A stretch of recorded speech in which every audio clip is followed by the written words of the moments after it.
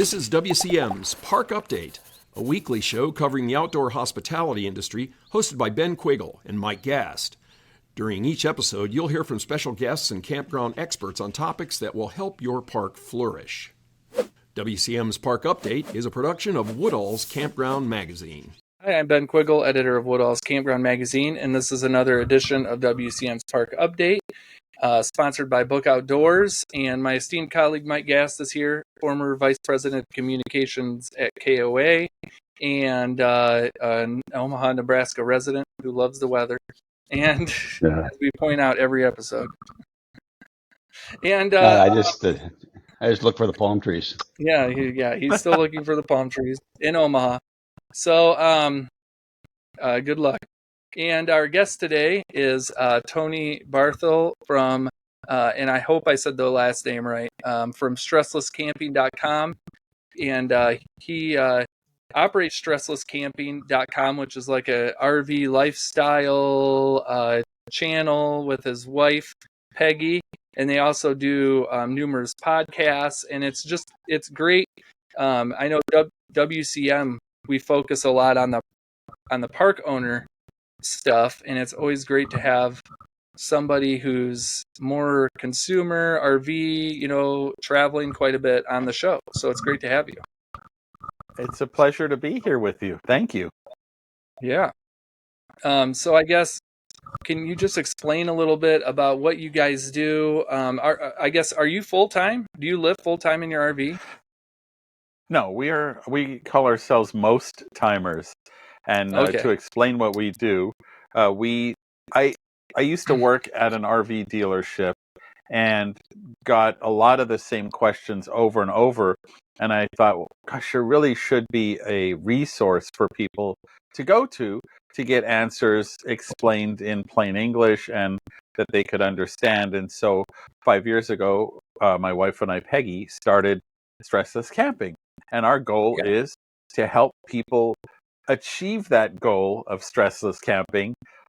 We realize that it's a stretch goal, but it is what it is. And in order to do that, we have a website with a lot of vlogs and articles on it that are intended to help people figure out their RVs. We also do a weekly RV and travel podcast, and we do some YouTube, as everybody does nowadays, and that sort of thing. So that's a bit. And Peggy used to work at a company called Alpha Leisure building RVs. Okay. So both of us came from the RV space. Yeah. Well, that's great. It's always, so you have a bunch of different perspectives there. I guess, we kind of wanted to talk about different trends in RVing. I guess, what are some of those trends that you're noticing in the RV industry? What do you think of some of the, from your perspective, I guess, as someone who used to help make RVs, I guess, what's your perspective on some of the new stuff that's coming out, I guess? Well, you could say the big trend is electric. And by that I mean, first of all, you're seeing those propane electric fridges, gas absorption they're called, basically going away very quickly. That I think the days of propane electric fridges are numbered. 12-volt fridges are becoming pretty much the standard. And the good thing is, for those people who want larger RVs, fifth wheels, motorhomes, there are some pretty nice 12-volt fridges coming out, or that are out now, that are every bit as capable, size, every bit as large and every bit as functional as a residential fridge. And the advantage of the 12-volt fridges is they tend to be hardened for the shaking and what we see out on the roads, which some of them, I'm always surprised when I step into our RV and the cabinets are still up after some of the experiences out on the road here. So that's one of the trends. I also see more people going away from propane powered stuff. So I'm seeing sometimes ovens disappearing. I am seeing more convection microwaves, again, more electric stuff, and ovens going away. traditional propane ovens going away. So those are a couple of things immediately that are happening right now. I've always been surprised that there's not more induction cooktops, in RVs. Is that a power thing? It must be, because if you've ever cooked with an induction cooktop, you almost don't ever want to see a propane cooktop again. It's such a, in fact, at our house, we do still have sticks and bricks, and we maintain that so our junk has a place to live. We took out the propane oven and use induction cooking because it's just such a good experience. So you are seeing some RVs, and I've seen it mostly in Class Bs that have induction cooking, but I think a lot of people are unfamiliar with it, and so it might be just kind of overcoming objections for the RV industry. And yeah, there's So, the power consumption. so one of the things I saw this going into this season is some established manufacturers, some of the big boys, are getting into the sticks and they're just getting into that lower end. They're typically lived in nothing but laminated trailers, and now they're getting into the sticks. And they've got Winnebago, you've got Cherokee, you've got Cruiser RV that have never had that. They've never played in that segment before, where they've actually had the wooden ones, and now all of a sudden they're there. Have you had a chance to take a look at those new offerings yet? Yeah, Winnebago in particular. Now you will, if you do go back to the '60s, Winnebago did build stick and tin trailers, but that was a while ago. But Winnebago in particular kind of was a big surprise, announcing their what they call stick and tin, which is a wood framed aluminum skin trailer, and those are just cheaper to build. And one of the, as we all know, the past couple of years, RVs, you could sell anything. And so more content was put into them. And now all of a sudden it's like, they're really expensive and they're harder to sell. And so these companies are looking for a less expensive alternative. So yeah, stick and tin is one of the options. I was surprised to see them from Winnebago, but Grand Design, which is part of Winnebago, has been building them for a while and been doing a really good job with them. So few companies coming out with it, and it's just to appeal to create a more affordable product for people. What about new innovations in floor plan? I know that when you've done your RV reviews, you really concentrate a lot on floor plan. Any big innovations there? Some companies are doing a lot more. Well, again, during the boom time of the past couple of years, the RV companies really focused on the best selling because they were doing everything they can to get them out the door. Now I'm seeing tremendous innovation in floor plans and components coming out. A lot of reconfigurable stuff, a lot of RVs that have a provision for work, either a desk or a table with a desk type arrangement, things like that. The most innovative floor plan I have ever seen comes from independent RV company Ember, and it's a toy hauler where there are like reconfigurable decks, and there are 2 rows of this, and they can be adult sized bunks or a desk or a dining table or a countertop, or just take it out and hang a hammock. And it's this whole reconfigurable interior is, I want one. It's a really impressive trailer that they've done there. But I'm seeing more of that where it's multi-use spaces, which just makes sense. Yeah, maybe you can talk to the people at Ember. I know you named that your 2024 RV of the year, I believe. Yep. Maybe you can talk to them and be like, hey, I'll drive it around the country for you. But I guess, we talk quite a bit on the show about new campers, new RVers.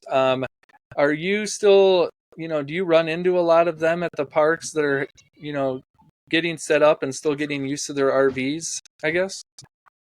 Yes, in fact, one of the reasons that we're on the road for the first 7 months of the year, we go out and teach a class that's either called RV Basic Training, if it's through our StressLess Camping, or Camper College, if it's through Girl Camper Magazine.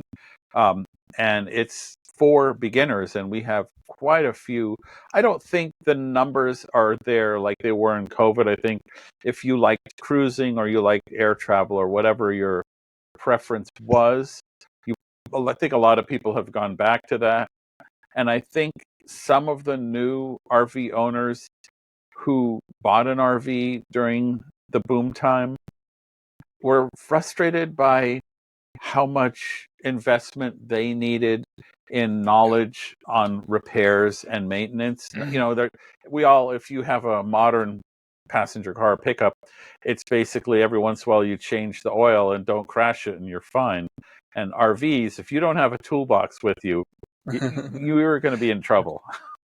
And I don't think a lot of people were expecting that. But I also see a lot of those newbies were like, this is wonderful.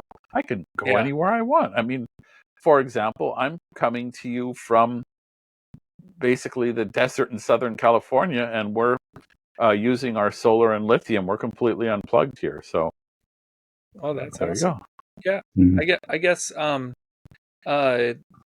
I lost my train of thought. Don't get old, Mike. It's not helpful. It's not helpful. I'll jump in there. You know, Tony, the major audience here for this show is campground owners and managers. What should they be on the lookout for as far as the equipment goes? Is there something rolling into the campgrounds this next fall or summer that's going to be either a problem or a benefit for owners out there? Yes, I see. You know, last year at the Tampa RV show is kind of the kickoff big RV show of the year, and a lot of manufacturers, several, showed all electric motorized RVs. And to be honest, I see that coming, but I don't see that as coming soon. There are just so many hurdles with that. But what is coming soon, in my opinion, are electric trailers where they actually have electric motors that kind of help overcome the losses inherent in towing a trailer. So something that I don't think a lot of people realize, towing at highway speed, really you're using your energy, gasoline, diesel, electric, more to overcome wind resistance than weight for the most part. And these new electric trailers, there's two companies, Lightship and Pebble, they have actual electric drive motors, so it zeroes out the losses of towing. And that's neat because let's say you have a gas pickup truck and it gets 20 miles to a gallon, then you hook it to a trailer, it gets 10. Well, now it gets 20 again. If you want to tow with an electric pickup truck, if it has 300 miles range, you have 300 miles range still because those losses are overcome. But the way that works is it's a big battery in that trailer. And when those people are getting to the campground, they're going to be running on the electric version of fumes, and they're going to want to plug in and get all the power they can. So I think the load on electric services and campgrounds might see a spike. However, there's good news too. For a couple of companies now, Truma and Furrion in particular, have the big load on RVs a lot of times has been the air conditioners, right? That's always because RV manufacturer could build these cheap air conditioners and really not care how much power they use, because you go to an RV park, you plug in, you use all the power. You almost have a goal of, I have 30 amps or 50 amps. I want to use 30 amps or 50 amps. I don't want to use 26. I want to use the whole enchilada.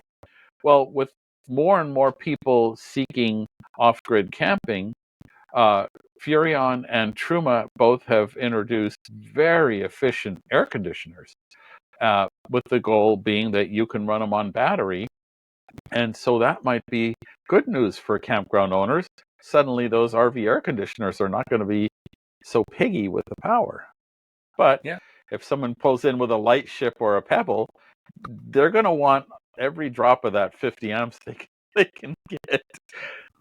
Yeah, kind of getting into staying on the electric topic. I know we just, we do a lot on electric metering. How's that been out on the campgrounds? Do you see a lot of consumers that are getting used to the idea of there being electric metering at campsites, or is that something people don't really want at the campsite, I guess? I think, the thinking from my perspective of owners, RVers, has been, well, I'm paying for the power. I want to use it all. So you see a lot of discussion this time of year as it's colder of people wanting to use electric space heaters in their RVs and things like that. I don't think many of the people, and we run some Facebook groups with a pretty good size audience, are really aware of electric metering yet. They probably won't like it at first, but I also see it as inevitable as we get more electric vehicles and more electric towables. So I can see it as the writing on the wall. Yeah. So have you been visiting any campgrounds that are under construction or with major expansions going on out there? You've seen a lot more of that? I have not. I know. Well, actually, that's not true. We just visited one in Page, Arizona, and it's literally like, they're just blowing the dust off it. It's brand new, and that was a really nice experience. They just stepped it up big time. And I know you're going to ask me the name of that, and I'm going to have to look it up because I can't remember. It was Page, Arizona. Yeah. I think I know which one you're talking about. Yeah, it's the Rome Campground there. And boy, it was very, very nice. So that was brand new. Was it the Rome? So since you're the RV expert, Tony, I know everybody's going to be curious. What are you living in out there? Oh, we are actually brand ambassadors for Rockwood, and we have a Rockwood Mini Lite 2205, and it's a 24-foot travel trailer. And the reason we like this is we spend some of our camping time mooching on our relatives and friends camping in their driveways. So I like the smaller travel trailer for that reason. It just gives you more flexibility in terms of use case. So after all these years of being out on the road, what one feature can't you live without in an RV? A toilet.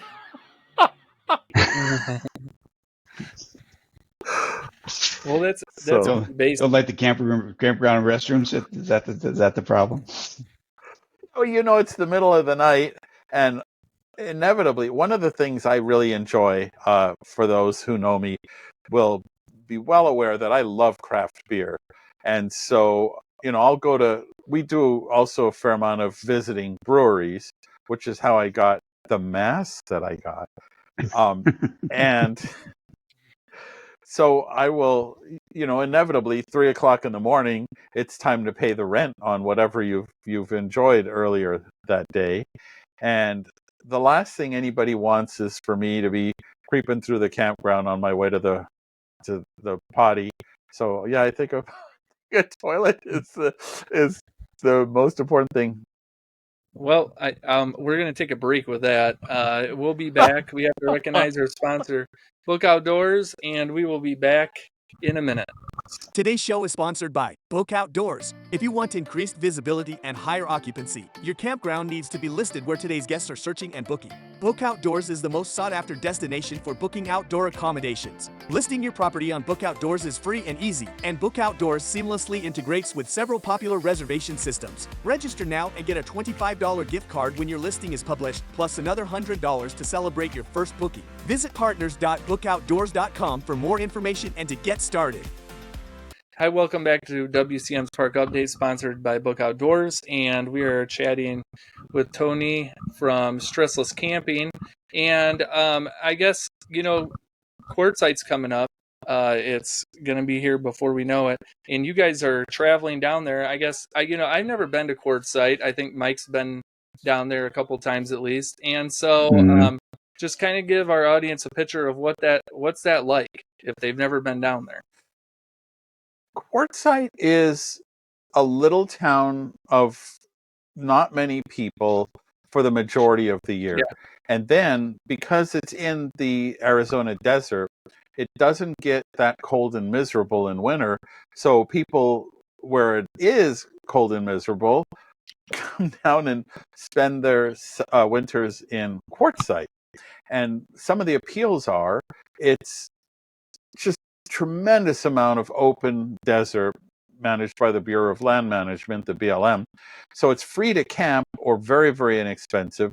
And because it's such a draw for RVers, there are any number of RV related services you can imagine. So if you need stuff fixed, or you want to upgrade, or you want to buy new fancy stuff, or anything you can imagine, Quartzsite is a sea of RV related stuff, and that's capped off by the Quartzsite Sports Vacation and RV Show, which is a 10-day event under a 70,000 square foot essentially circus tent, and it's vendors of all sorts. So everything from the Tupperware type enclosures to furniture, upgrades, solar and lithium systems. Another thing a lot of people go for is work camper opportunities. So there's a lot of campgrounds are there saying, hey, we're looking for great work campers, or other work camping type opportunities. The beet harvest is there, and just that. So it's all sort of a pop-up. So it's either in a tent, or there's a bar there that I always go to called Beer Bellies, and it's a pop-up bar. I'd imagine it just goes away when it's not the prime season for Quartzsite. But it's this huge tent city of RV related stuff, and a lot of people have been going for so long. People. It's like, oh, I'm looking forward to seeing the Smiths or the Joneses or whatever, and people camp now. They've set up groups of friends or like-minded people. There's groups for almost anything you can imagine. A lot of course, stargazers. There's people with brands of RVs. There's people with social interests, or anything you can imagine out there. You'll find a group of at Quartzsite, and it's fun and friendly. So that's the appeal. And there's some pretty big entrepreneurs out there that do a nice job with the honey wagons and just taking care of folks so they can pretty much dry camp and be comfortable. Yeah, there's one of the things, there's an RV service place, and you drive in, you can get clean fresh water, dump all your tanks, and get your propane. It's like just you drive up, you get everything done, they're quick, and off you go, and the prices are really fair. And you're right, there are people who will empty your tanks or fill your water, or all kinds of stuff. I think, as I said, there's a lot of people who go for service and maintenance too. I should mention, we are official sponsors of the Quartzsite Sports Vacation and RV Show, and we have sponsored the seminars and workshops. So that's coming back this year, and that was really popular last year. That's awesome. I guess, we talked a little bit about the repairing, how people need to know how to repair the little things, and then the repair, people go to Quartzsite to get their vehicles looked at. I guess, what's your perception of how the industry's kind of changed in the repair side? Do you think they've gotten a little bit better about, can people find ways to get their rigs repaired easier now, or is it still a work in progress? Not at all. Unfortunately, that is a huge hole in the RV industry. And the reason is, I have tried to advocate to younger people that are in my circle, family members, that sort of stuff, that there is so much opportunity to becoming an RV technician. And it's a guaranteed income, and it's not a difficult process to become a certified RV tech. But there is a severe shortage. We sold 500,000 units per year, and there has been no increase in the number of techs. So getting your RV serviced is still quite a challenge. And it's unfortunate, that situation. So anybody who can advocate for, this great opportunity for people who want to learn the trade, it's a guaranteed income. I told my nephew, I said, I'll put you through RV school, but buy a pickup truck with a magnetic sign. And he said, why a magnetic sign? I said, because you're going to want some time off.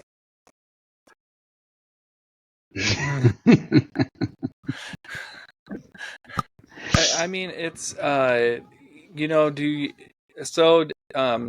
sorry. Have you run into any good campgrounds with good programs that work with mobile repair services? I know we've written a little bit about that.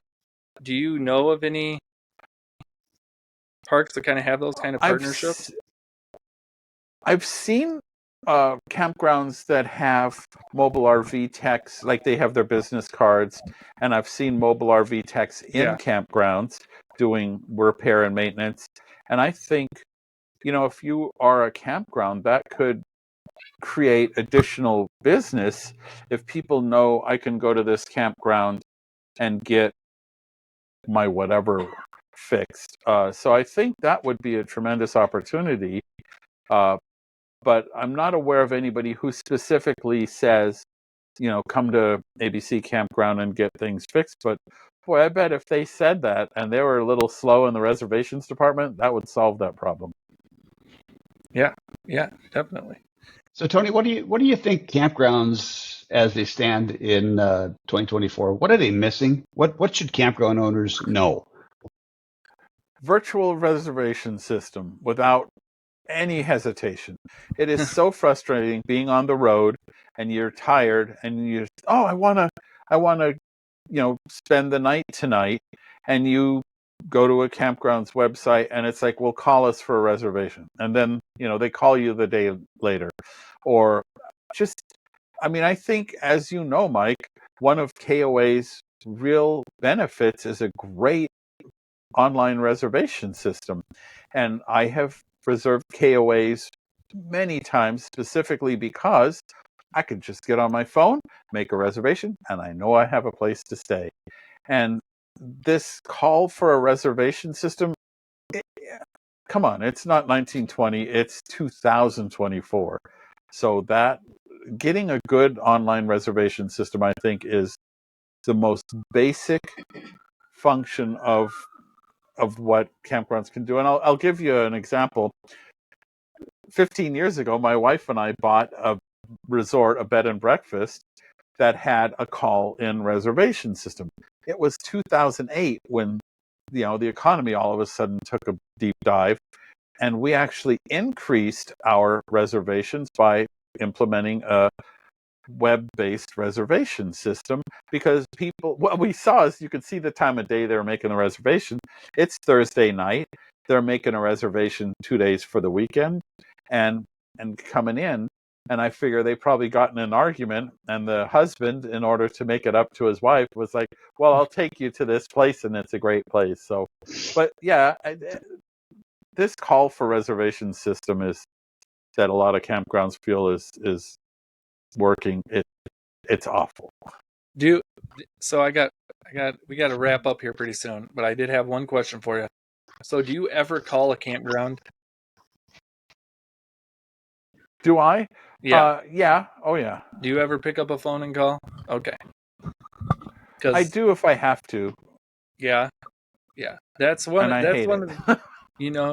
We hear from the reservation systems. People don't want to call us much, and I know, like, when I go camping, I don't call as much. It's all online now. So. Yeah. The only reason I would call is because I'm kind of really desperate for a reservation, and that's the only option I have. And oftentimes, to be honest, instead of calling a campground, if I can't find something, we'll go on Harvest Hosts or Boondockers Welcome and use that, because I can book that online.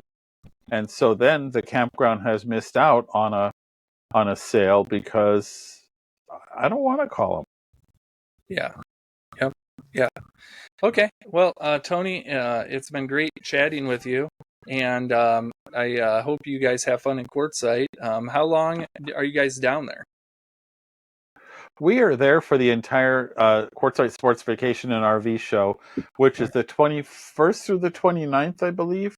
So we're there for the whole time. We're camping on the Midway, and if you want to talk camping and RVing, come by the seminar tent because we are going to be there the whole show. So StressLess Camping, Tony, they can track you on Facebook and online? Yep, anywhere they want, but our home, we always say you start there at StressLessCamping.com. Yeah, and well, thank you for coming on the show, and we'll have to have you back maybe next fall, and you can tell us about how the summer went. So, sounds good. We have quite the summer adventure planned. Well, that's great. So, well, thanks for coming on, and thanks everyone for watching, and we will be back again next week. Thank you for listening to WCM's Park Update, a production of Woodall's Campground magazine. Join us for a new show each Tuesday at 3 p.m. Eastern on Facebook, YouTube, and wherever you listen to podcasts. Follow us on Facebook and LinkedIn for daily news and updates, and subscribe to our news feed on our website at woodallscm.com. Show hosts are Ben Quiggle and Mike Gast. Executive producers Rick Kessler and Alex Burkett. Copyright 2022, G&G Media Group.